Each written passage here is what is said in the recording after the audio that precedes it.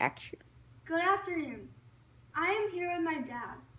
Would you like to give a little background about yourself? Sure. So I'm Michigan Vedant's dad, and basically I was as a parent watching them go through elementary school. Not much interest, just that they go to school, they come back home, they do a little bit of homework, play, do a balance. And then something interesting happened once Ishika got to fifth grade, which is that she started doing online learning, and all of a sudden I watched her accelerate and take away this we must learn 1 year at a time approach, which I found really interesting and something that I had never really been aware about. So more and more my kids started taking online classes, and all of a sudden they went from 1 year ahead to 3 years ahead to 4 years ahead in certain subjects, and I found it really fascinating. So as a parent, that's what I've become very interested in, helping them in their educational journey, and especially in also connecting them to real world opportunities and helping kids to develop at a very young age. So I've taken an interest in that. My personal background is that I have an MBA in marketing, and I've done promotions, and I've done a lot of big marketing campaigns, so I bring that same approach as a parent. So, what's your opinion on us homeschooling? Do you think it's a good thing or a bad thing? I always love out of the box education. I love things where you're unique and doing things a little bit different. Homeschooled kids tend to be very successful, a lot of them. Some of them don't adjust and have to go back. It always depends on a specific situation. In our case, we're not actually teaching you guys like some parents are, especially parents who may be chemists or scientists or very gifted and they know how to get their kids ahead. We're more having you guys take online classes, so it's a little bit different than some other types of homeschool. So I think even within homeschooling, there's different types of homeschooling. We happen to be kind of helping to more uniquely create leadership opportunities for you both, networking opportunities, opportunities to apply for scholarships, opportunities to research. My hope is eventually you guys will start to do this yourself, where you're taking the initiative to help other kids, to look at ways that you can take on big tasks at an early age. So, can you give a little input about the pros and cons you feel about homeschooling? What's the difference between homeschooling and public school? Can you compare and contrast them? What your opinion would be about us homeschooling versus public schooling? I think there's benefits of both. Public school gives you the benefits of being able to be in a classroom, be able to ask a teacher questions, be able to interact with peers, and also certain things which can be more rigorous, such as a timed test or a timed exercise. Whereas when you're homeschooled and you're doing your work at home, you may not have as many of these same things. You may have more freedom. You may have less ability to interact with peers.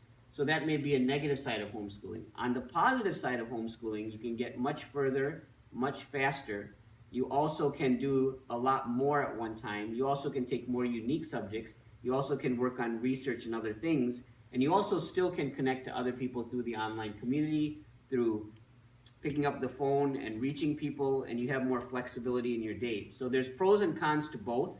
It's not a bad thing to sometimes have a mixture of both. In our case, both of you guys are doing extracurricular and sports, so you still get that social interaction, but yet you're able to accelerate. So, we're just going through the journey. We're not sure where it will lead us, but we're trying something new and trying online learning. And I just want to add in, homeschooling also gives you the opportunity to meet other kids who are being homeschooled online. You get to know about their history too. So, lastly, do you have any advice for younger viewers out there, anything you want to tell them? Sure. Ishika wrote a 30-page business plan last year about helping other kids to accelerate like she has. And I think that's the biggest thing that any kid can do, is to pass something on and help other people, help other kids, especially the youth. So a lot of times, 90% maybe of people don't think about homeschooling or don't think about other unique ways of education other than it's a given. We have to go in a classroom and learn exactly in 1 year, one subject. I think that what your team can do is completely challenge that norm, and that should be the basis, is to say that who said we have to learn something in a fixed pace, and who said we can only do what's dictated to us, whereas there's so many resources today, from edX to Khan Academy to many other things that we can tap into.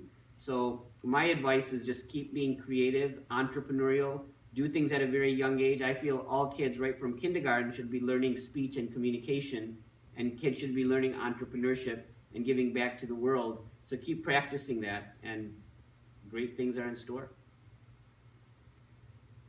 And I just want to add another question. Like, what do you feel about homeschooling? How would that help with college admissions? What would that look like on a resume?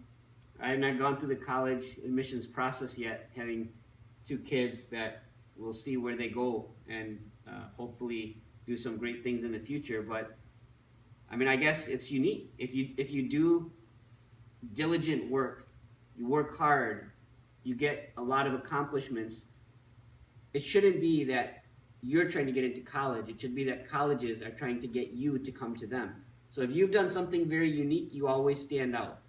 So I feel, number one, that's the biggest advantage. If you're like everybody else, things are getting harder. A lot of the kids who have great grades, great extracurriculars, they're all one in the same. But if you have a great passion for things, and this is something Michael Strong has talked about in some of his articles, that you have a passion for something unique, or the book he sent actually about the author who preaches that, have a unique passion, you can really excel much faster. So what's that book called? I don't remember the name of the book. So do you remember the author? Not his name, do you? Well, anyway, so I think that's High School Superstar. Yeah, High School Superstar. That's how what to it is. become a high school superstar. So that talks a little bit about having a unique passion, and I think that's what the biggest advantage is that take on that leadership, do something unique in the world, just like both of you are trying to learn Japanese, and your goal is that you want to rally kids in Japan to become more educated and a voice against this brutal whale hunt in Japan. Those are the things that we should be teaching kids to do, which some schools may do that, but many do not. And so this gives you an opportunity to do that, and definitely colleges should be all over you if you've done some amazing things, and if you've developed a business or a nonprofit and you've earned revenue and earned other things. I mean, that's exactly what they want. So hopefully that'll make just you so you marketable. guys know, me and Vedant are trying to stop the Japan whale hunt because they're taking whales and killing them for their oil, meat, and blubber. And we feel like that's very cruel. So we're learning Japanese to go in Japan, hopefully in the future, to go and rally the kids in Japan, because they're the future voice of Japan.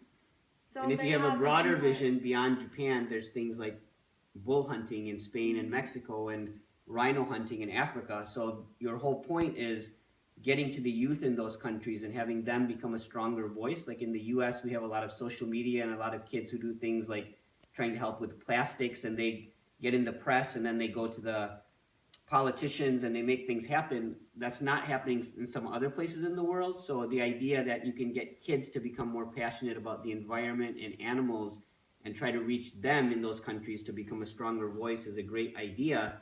Any ideas that any people out there have, act on that. You know, one thing I always tell Ishigami Vedant, you see something in the news, you see something in the paper, pick up the phone, reach out to that person. You have an idea, go for it. You know, I'm like that. Anything I see, I go after it, no matter what it is. And 99% of the time, you can't reach the person, or you might have frustrations, but you keep at it, and you will get that one lucky opportunity, and that can lead to anything. So definitely go for your dreams and your passions, which is what homeschooling also allows you more flexibility to do. And you mentioned like plastics and animals.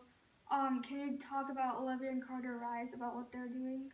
Well, those are two kids out of Atlanta that, again, just through research, I talked to their dad, and they're amazing kids kind of living this example that they started a company when they were, I believe, in elementary school with their dad.